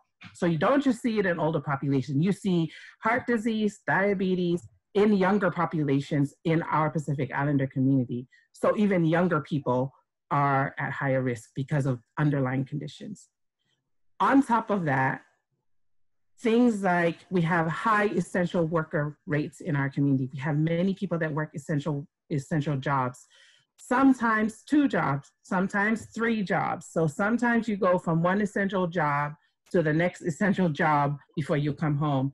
So your risk for exposing yourself is even higher, right? And so when you come to a home where we have multiple families into one household, and it's a little bit crowded, right? Because we are in close proximity to each other, then you even increase the rate of being able to spread it at home. Add to that the fact that many of our households are multi-generation, and we have older folks that live with us. So if we have a lot of young people who are working essential jobs that bring something home that is going to pass on to somebody that's a grandmother or an elder in the family, there's higher likelihood of that happening in our population because we live in this multi-generational homes. And then last but not least, our culture of gathering, right? It's hard for us to not gather. It's hard for us to see each other and not give each other a hug. And so like these things that are essential to our identity as Pacific Islanders are also things that make it hard for us to stop spreading this virus. And so if we're just really careful, if we just don't care, we don't think it's real, all of these things make it exponentially higher for us to pass this around, which I'm suspecting is what's already happening in our community. And so if we just, love each other enough to follow some of the things, like at least, if you at least wear a mask, right? Like you decrease somebody passing something, like somebody spitting on you when they're laughing, or even you spitting on somebody else. Social distancing also. So when you practice some of these, recommended behaviors together, it decreases the likelihood of us spreading this. So those are the main points I wanted to make about this. Thank you. Thank you. Thank you for that. I mean, I'm even reflecting on like, where have I been in the past, couple of days? And I guess a question I have to those points you made is that like, what should we be considering when stepping outside of our home and going to, let's say we go to somewhere that we trust and we think we know that it's safe. What are some of the things that we should consider? Yeah, so I think, because we exist in relationship as family, really close relationships with each other, I think it's important that we let all of our families know that they should limit their interaction with people they don't know, or people that, like you don't know where everybody's been, right? So just to limit their interaction with outside people, right? So, and so then for you, when you're interacting with like other family members or somebody from another household, it's good to be aware of like, is that a house where like lots of people come over, or are they good about, like staying at home, right? So you have to weigh that for yourself. I think the other thing is when you're stepping out, like you have to be consciously thinking like, okay, if I'm going to go to the store, am I going to go anywhere else? What kind of people am I going to put myself around? But if you're just going to go to the store and come back, right? Like you need your mask. Maybe you want to wear gloves. Maybe you want to carry your sanitizers. Most stores have sanitizers at the entrance when you walk in. Yeah. But I so when I go to the store, I go, okay, what do I need to get? So what aisles? Like I have to think like, okay, I gotta go produce first, and then like go down this way, so I don't go this way. I don't go back and forth, right? So I have to be like really methodical about like, I don't need to be at the store longer than I need to. Yeah. So I gotta be organized with what I need to get, so that way I could just get it. And I'm terrible at, if somebody's walking towards me, I start to like I just walk away. I just make sure that like don't walk too close. Yeah, because some people, they don't care. They're just like walking straight, and I'm like, I'm here. I just like hug the aisle. Like, don't get close to me.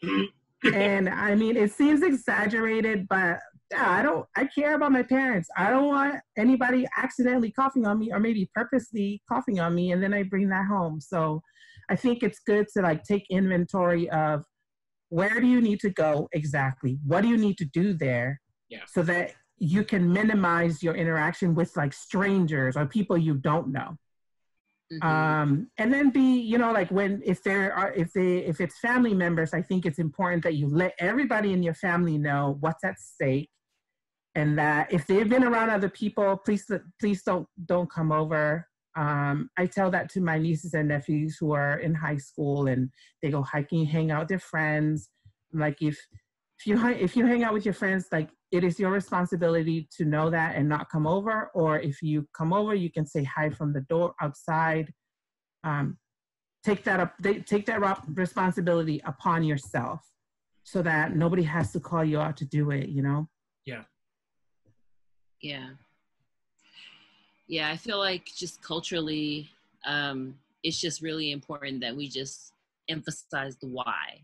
This is why. Like I heard you, Alisi, because I love my parents so much. And this is why I do A, B, C, D, E, F, G, Because when we talk to our family, when we talk to our friends, all they hear from us is, you need to do A, B, C, D, E, F, G. But really what I feel like we should be talking to them about, like our parents, our young, like our partners, like people can be affected by this. And this is what's happening. I think that story needs to be pushed out a little bit more than you need to do A, B, C, D, E, F, G, because like from my experience, my family, they won't do A, B, C, D, F, G until we tell them that's high risk. You better slow down. Like it's important. We want him to live another few years. We want this. We want our children to feel safe. We want to be able to pay rent. So in order for us to pay rent, we got to work. And in order for us to work, we got to be healthy, just list the whys and just keep telling,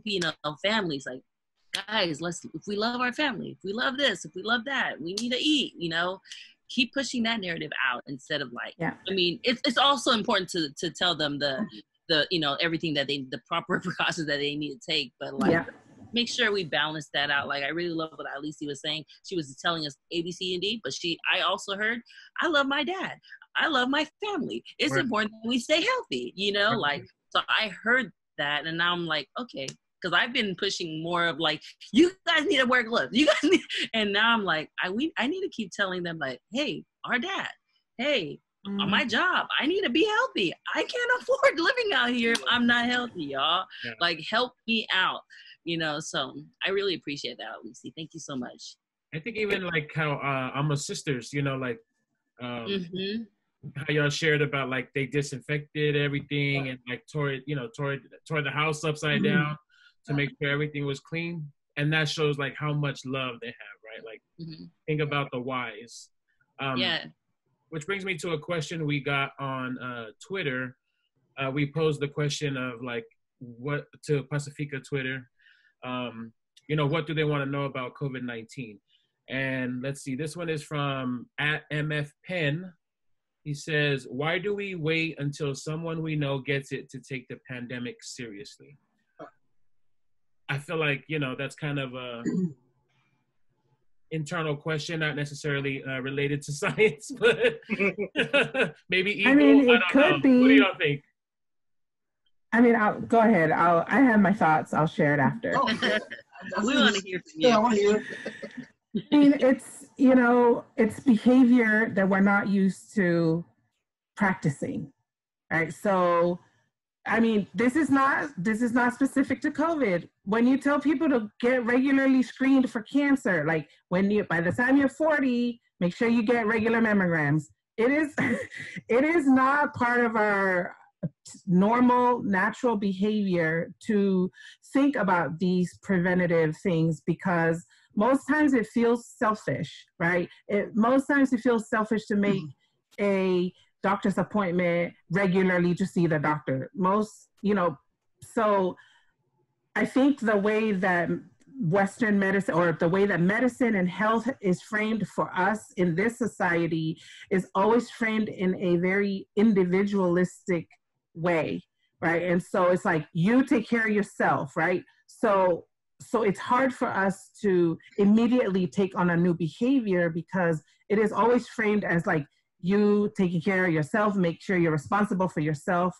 And so the framing of health messages is always counterintuitive to our community, right? Because imagine a society who's talking about health in a way that we take care of each other, right?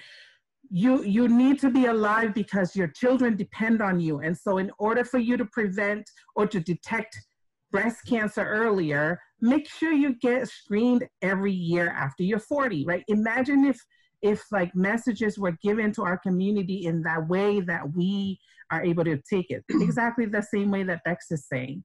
And like, I am careful, not for me to be alive, I'm careful for my parents to be alive. Like, that's more important to me than the individual thing, right? So that's why it's hard, because first, it's not a behavior that's normal to us to be preventative, especially in terms of like Western medicine.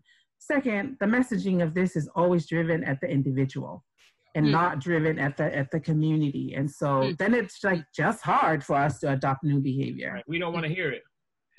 Yeah.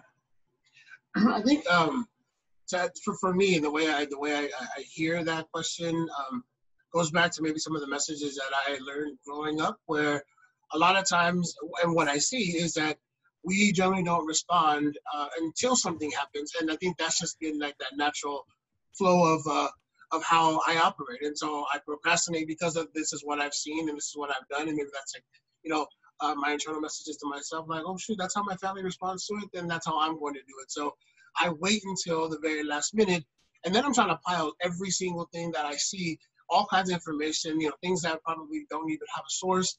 But now I'm just putting on all kinds of stuff, and I have too much information that I don't know what to do with. So, yeah, it really is up to the individual. And I mean, I would say it's cultural, but I mean, I can't speak for everybody. But I will say that it's definitely something where I learned the hard way, and then I'm always too late, and I don't want it to be like that. And I think that's where us experiencing COVID has kind of flipped our mentality and way we operate stuff. So it's everyone in their own journey, but I wish folks would have, like what Alisi was saying, just really be prepared and really, think about what it is and how other people are responding or are affected by the choices that you make. And I think we can get there. Yeah. Eventually, right? Yeah. Just a quick question, to Amma and Simi. Let's say that Simi, you were the only one that tested positive, and Amma, you tested negative. Would you still put yourself around Simi, knowing that he's positive? So, yeah, I know that was it's funny. When we both testified, so my sisters had asked that, and I didn't even know how to answer, but they were saying, do you quarantine in separate places? Yeah, we both have it. But I think my selfish answer would be yes, because I don't want to be away from him, right? But the logical and the best way to respond to that would be, no, I have to be somewhere else and let him be in his own space. But I know how I would have been. I probably would have still stayed by his side. That's probably not the right thing to do. No, I know it's not the right thing to do, but that's what I would have done. And that's how I would have showed my support, but then also my stupidity, because, I mean, I can't be that selfish to where, like, if I'm there and I catch it, then I can spread it to someone else. So, yeah, it's a twofold thing, Bex. That's real as fuck. I can imagine how hard that is. I mean, partner, answer the question yourself. Yeah. No, I would do what Amma did. I mean, would have done. Yeah, no, I mean, I've had this talk with my partner as well, and we both were just telling each other, like, no, I'm not leaving your side. You're not going to go through this alone. If I catch it, I catch it. And we're just going to, figure out how to just, heal and support each other in that. So, it's a tough question, I mean, and I would say that even for my dad or someone who's not able to support themselves, like if he caught it, for sure I'm in there. Like, yeah. I don't care. Yeah. So it's a tough question, but it's a much needed question to have, Yeah, there was. Well, we're single, Polo. I mean, what would you do? Because if it happened to my parents, if it happened to my grandma, I'm not leaving. Yeah. Mm-hmm. I'm not leaving this. I'll get it, I guess. And you know, whatever, but like, I think there's a way to do it without like taking on the virus ourselves. Like you can, do you see the healthcare providers at the hospital? Like they take all the precautions. Like you can wear protective, equipment. You can wear gloves. Like you can be safe so that you also are making sure that it doesn't happen to the rest of your family while you also are able to take care of your family member. So there's like, you don't have to make that hard choice. You can actually take care of somebody and try to be as safe as possible and not leave their side.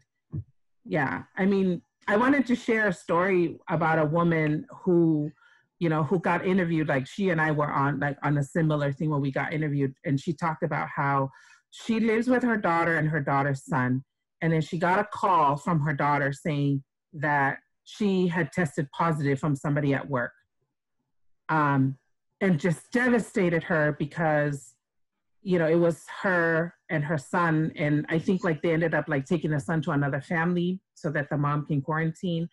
But her daughter was asking her mom to please go get tested because they live together. And the mom was like, at first I didn't want to get tested because I was too scared. What if I have it? And at first she told her daughter, no, I'm not going to get tested. And then she went home and she saw her daughter's face and she just broke down because she was like, I couldn't imagine my daughter going through this on her own. And so like, I need to go get tested so I make sure that at least if I'm positive, I get to be with her and we can like heal together. And she was telling the story, she was crying because she was saying at first, like she refused to go get tested because she didn't want to have to face the reality of being told that she's positive. But then she said, I'm glad I was positive because at least I could quarantine with my daughter and we could take care of each other. So I don't know, it just, that story was always just really touching. But that's also another mentality that I come across with a lot of our folks is they don't want to get tested because they don't want to find out. Yeah. Oh man. I have another question from Twitter. It's from our friend. He's been on the episode before. Shout out to David Utuone. He asks, with some workplaces opening back up, are there protection measures or labor laws in place for us, especially those of us with pre-existing immunocompromising conditions that allow us to self-advocate to our employer about returning without it risking our job security? I know that the government have put, there are guidelines for all of the different kinds of spaces. Like they have guidelines for churches, right? Like you have to follow these guidelines to make sure that your place of worship is set up in a way that promotes distancing, that like limits the spread and contact. So there are definitely guidelines for like workplaces and all of the different kinds of spaces that are allowed to like reopen. I'm not sure about, I think it is probably up to the workplace whether they grant, their workers to work from home if they have pre-existing conditions. I'm not sure about what the policy is with regards to like what is mandated or what is put in place by states. I don't know. It might be employer specific. Okay. And that makes me think of a question for you two gentlemen is what's it been like with your workplace and the response or unresponsiveness? I think the initial reaction when I explained that I got COVID, so I gave the call to my employers. It was more of just like, let's keep it on the hush. Like I said, I'm a flight attendant, so when I was flying my trips, and then I got tested, and I was positive. I explained to them, what had happened, and I went to get tested. These were my results. I then immediately told the people that I flew with, the last couple of trips, just because I wanted them to know, because they were, we were in the same plane, same place. Then it was just kind of like this, again, it's at the very beginning, no one knew what was going on. It was like, okay, well, let's not tell anyone else that you had it. And I'm like, I can't be that irresponsible and not let these folks know. Right. And so I'm like, okay, you know what? fine, let me do my 2 weeks. I did it anyways. I messaged every single crew member that I flew with because I can't, on my own conscience, know that I didn't let them at least give them the opportunity to go get tested or whatever that is. Fast forwarding now, I think there are a lot of measures where going back to work on the aircraft, I have to have a mask. We keep the middle seats open now where we book at certain capacities, so people aren't sitting right next to each other. So it's a whole different ball game. And this airline industry right now is just, it took a hit just like a lot of other businesses. But I'm thankful to still have a job and be able to be safe at my job. But I had spoke to Danny Boy and Bex that post-COVID, like me wanting to go back to work right now, I just don't feel it. Like I don't feel like being around people. I don't want to be in, this plane locked up for hours on end in the air with nowhere else to go. I don't want to, be in states where, the COVID cases are just completely high. Like I do nothing but domestic flights. And so I don't want to be around any of that. And so like right now, that is what I'm working through and trying to process because that's my livelihood, right? So how do I take care of myself but still be able to provide? And so work is different for me because I'm in the air and Timmy's on the ground. So for me, being working on the ground, face-to-face customer service, I think I'm thankful that my job has taken those certain precautionary steps to try to keep everything sanitized, even on the aircrafts in between flights, and also practicing social distancing as we board. And also we do have other like masks available for passengers that that don't have a mask, and we're pretty forthcoming with all the information with the public on how we try to keep everything sanitized, which I'm really proud of at work. And I'm also thankful that they're keeping us informed, with everything that's going on, and also try to, they're always trying to tell us, you need to wear your mask, practice social distancing, even in our break rooms. So we try not to congregate all in one space. And then, our management are pretty like, hey, we see you guys are in too much of you in one place, trying to spread out, they're pretty good on that. So I'm pretty proud of that, working for my company, especially with everything that's going on. I've seen another airline, they're just kind of overcrowded. They book their flights to full capacity, I think at this time it's kind of too, with everything that's going on, it's kind of too early for all that. But I do know, business is business. People need to make money. People need to go to work. Our economy needs to restart. But at the same time, like I said, like I try to choose what days I like to go to work. I'm not trying to be at work every day, and only because I'm still kind of nervous. I'm not gonna lie, I'm still kind of nervous going to work. I'm not able to breathe like I used to breathe before. So I think mostly when I go to work, I'm always trying to make those opportunities to what can I do to be safe when I come in contact with another person or with my coworkers. Like what can I do what precautions can I take, for them. That's what I really, that's what I mostly look at, whenever I go to work. But work is pretty okay, I'm still thankful, like Alma said, I'm thankful too, to still have a job to go to, for the time being. Good for you thinking about all the precautionary measures. Yeah, we have to, right? Yeah, thank you for that. I have a question for you, Paula, about the antibodies with the coronavirus, because I know a lot of folks have compared it to like getting chickenpox, right? And like, if you get it once, then you won't get it again. I know there's also like testing for the antibodies, but could you speak to that a little bit? Because I know that there has been conversation too around reinfection. Yeah, so there's not enough information about this brand new virus to know that information. So early on, there, some studies were showing that, or some, I don't know if it's studies but there was information out there about, once you get it, you have the antibodies, and so you're immune to it, because that's generally what we know about disease agents, right? So, but not every virus is the same, which is why the flu is something that happens every year. Because even though it's the same virus, it is a slightly different strain every time, right? So if it, you know, so coronavirus is the same. This is new. We don't know whether you have built immunity to it, right? Like if you have it, you can't catch it again. We don't know that. And so that information takes a long time for scientists to gather information and study. And so, and then there have been studies that have shown that like just because you have the antibodies doesn't mean that you can't get reinfected. So at this point, we just don't have enough information to say anything definitively about it.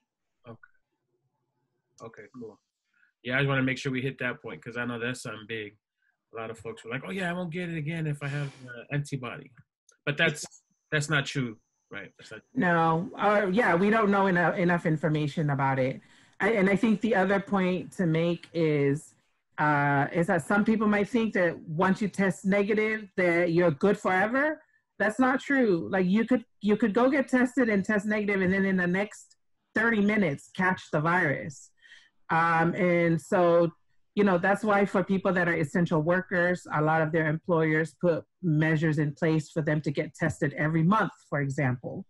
And so a lot of workplaces that are essential workplaces have those measures in place. They want to make sure that people are not getting infected. So all of their, actually a lot of places you have to get your temperature taken every time you come into work. Yeah. And employees have to get tested like every month or so.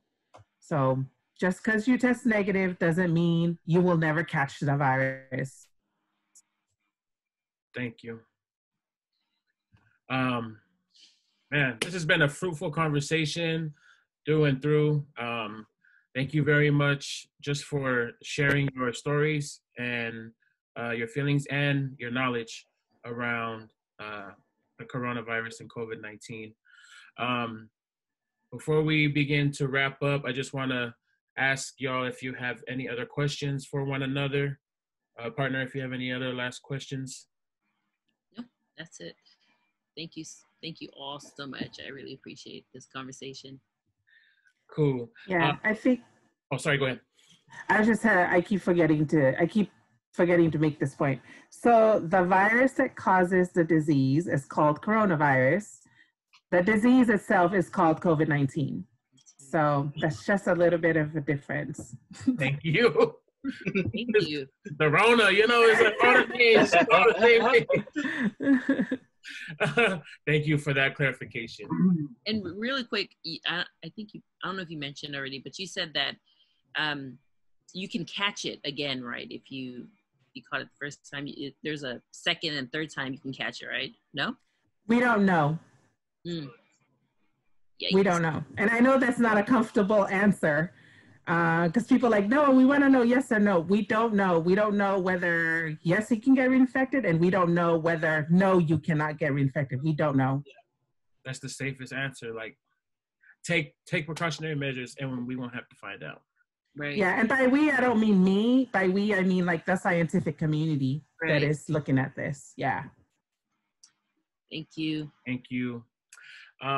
Well, before we get up out of here, there's just a lot that's been going on, and I want to just have us take a quick moment to do some ICUs because there's some really important folks out there that I feel we need to just recognize them and uplift them.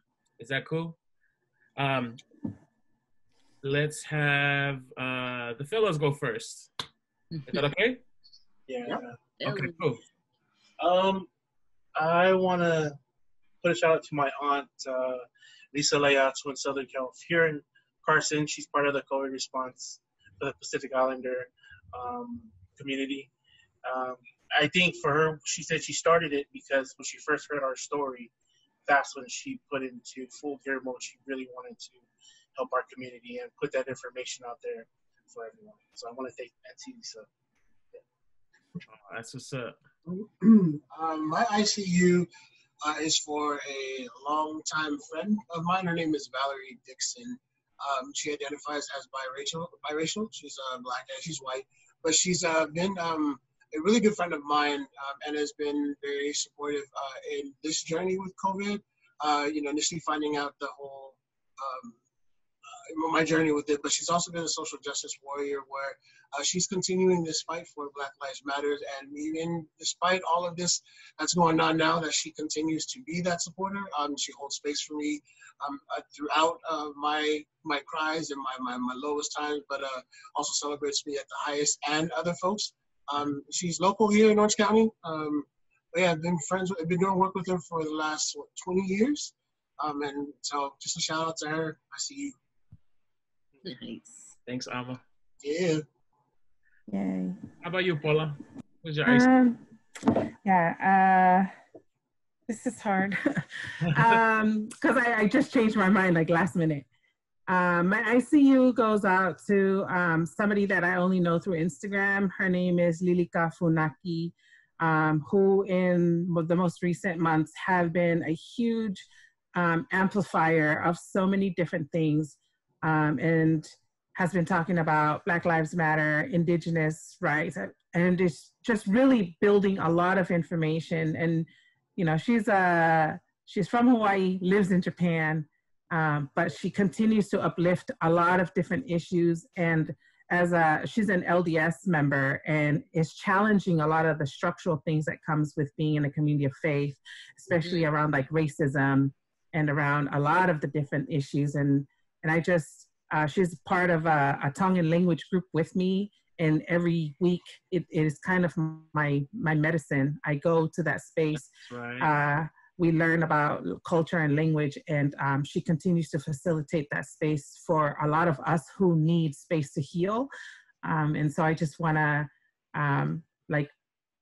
tell her that she's so important to all of this for the rest of us. And I see you. Yay. Can I ask really quickly, what's your word this week? Your Tongan word this week?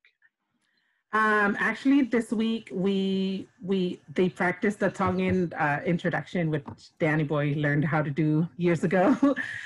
See, he still remembers.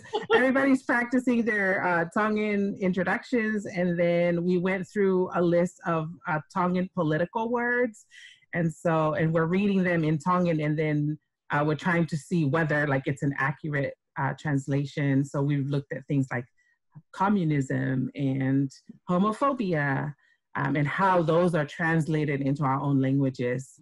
So we didn't just go through one word, but we've been kind of going through a process of learning how these are translated and whether it's accurate. That's dope. And how about you, partner? Who's your ICU? My ICU goes out to everyone who is wearing their mask, who has an extra mask, who carries an extra mask in their car, and the extra mask in their purse and their bag. Okay, give me the mask. I got you. I mean, those are the superheroes now. Those who are wearing their masks, those who are just taking all the necessary precautions and are not afraid to do it. Because I know that.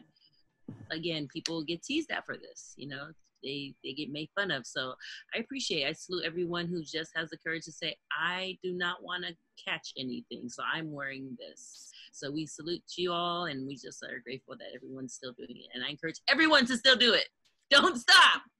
Wear a mask on top of your mask if you have to. Word. But yeah, I see you to all of you. Thank you, everyone. Lastly, my ICU. I want to send my ICU out to these 4 individuals, these 4 women: Alanis Tupuola, Leah Kaulave, Diamond Letelemana, and Divine Taylor. These young women are family members of mine. A video just went viral last night or this morning of them being pulled over by San Francisco police. Let's see. They were mistreated. They weren't read their Miranda rights, and violently demanded that they get out of the car, pointed loaded weapons at them, and handcuffed them. We know there's a lot of conversations going on with defunding the police, and what we're saying, what the family is saying as of right now is defund San Francisco Police Department. This is unacceptable, and they should not have been mistreated this way.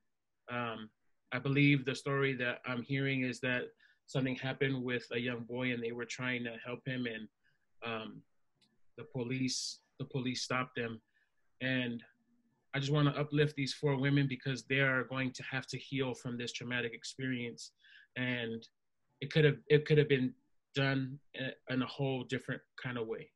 Okay, and so just with everything that's happening, I want to uplift these 4 women again: Alanis, Leah, Diamond, and Divine. I see y'all. My heart is with y'all. And defund the police. And let's amplify Breonna Taylor's voice. I know that folks have been saying her voice or her name is not trending anymore, and her murderers are still out there free. Let's keep making noise and keep amplifying that, y'all, and hold all law enforcement accountable. Defund all them motherfuckers.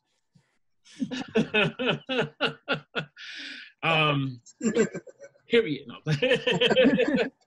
Oh man. Well, thank y'all so much. We've come to the end of this. Before we head out of here, thank y'all again so much for your time, your energy, and your vulnerability and your knowledge. Any last words that you just want to share with the community that you want to put out there so that folks can just get right? Yeah. I think for me, one last thing. I mean, this is something that I learned in training, and I think I've really got in training before a flight attendant, but then just something that I've practiced in my life is that don't make easy hard. As long as you follow what's asked of you and you love the person that's next to you, your family, just wear a mask.